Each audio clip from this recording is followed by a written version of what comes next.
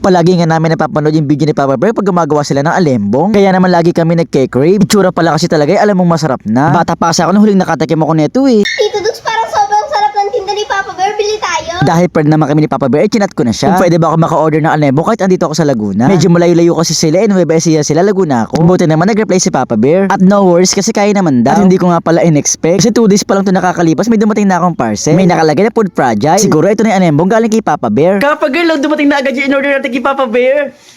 Wow, Tito Dugs, sumating na agad. Okay, Tito Dugs, buksan na natin. Kaya naman mga kalikot, tara, unboxing na natin. May previous pa. Nakatanggap pa ako ng previous galing kay Papa Bear. Ito naman yung 2 tab ng alembong na in-order ko. Sobrang excited na akong tikman, kaya naman ito yung unboxing ko na. At cookies naman yung previous. At tara, tikman na natin. Ito nga at inopen ko na isang tab. 6 na piraso at sobrang lalaki. At totoo nga, nagwiwigil-wigil nga tong alembong. Binigay ko na itong isa kay Papa Girl. Kumuha pa ako ng isa para tikman. At magkaibigan kami ni Papa Bear, ay honest review ang bibigay ko sa kanya. First bite, nagkatinginan nga agad kami dito ni Papa Girl. Ano kaya ibig sabihin nito? Ito nga pala yung loob niya, grabe, siksik na siksik, hindi talaga tinipid. Matagal ko na talaga itong favorite, kaso dito sa amin sa Laguna wala na nagtitinda nito. Masarap. Ito na nga pala ang second bite ko. Di ako ha, ito talaga reaction ko. Sarapan talaga ako, promise. Second bite si Papa Girl, last bite na ako. Isang piraso lang busog na. Totoo, dahil sa sobrang laki ng bawat piraso, yung isang piraso lang sobrang nakakabusog na. Sarap. Papa Bear, 10 over 10. Ako rin, 10 out of 10. Dahil 2 tab ang binili ko, isang tab kasi para sa akin, yung isang tab naman ay ipapatikim ko. Una ko nga palang pinatikim, itong si Mama, lola ni Papa Girl at ate ni Boy Ubo. At sabi ko kay Mama, magbigay siya ng honest review. At eto na nga, first bite ni Mama. Ano kaya masasabi niya?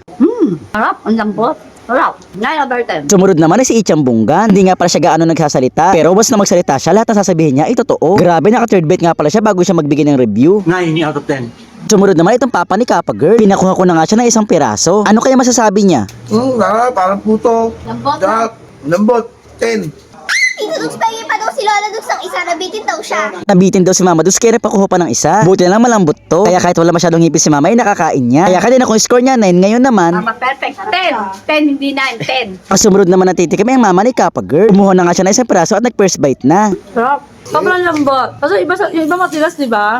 Hindi masyado matamis. Sarap. 1 to 10, 9. May isa, nabitin ako eh. Dahil nga nabitin daw sila, nabuksan ko tuloy itong isang tab na para sa akin lang. Sarap, Nagustuhan nila yung lasa. Sarap daw kasi. sarap. Kahit nga itong si Jutil na nasa malayo, papanood din niya kasi si Papa Bear, nagkikrave siya. Kaya ayan, pinatikim ko din siya na isang piraso. 10 over 10, masarap.